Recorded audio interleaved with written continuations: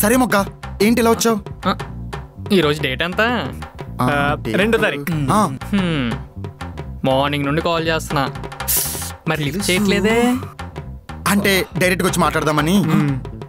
అందుకే డైరెక్ట్గా మాట్లాడడానికి వచ్చా. తప్పకా రే పైకి వెళ్తున్నాడు రా. చూస్తావేంట్రా, పదా.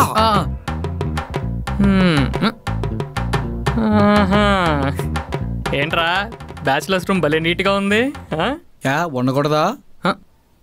బ్యాచిలర్స్ రూమ్ నీట్గా ఉందంటే ఒకటి వాళ్ళ ఫ్యామిలీ వస్తుందని, లేదా ఎవరో అమ్మాయితో ఉంటున్నారని. ఎవరా అమ్మాయి? అమ్మాయి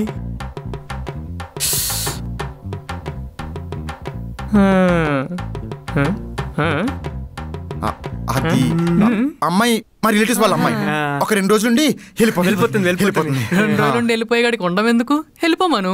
హే హ్యాపీ జర్నీయే. మొగ్గా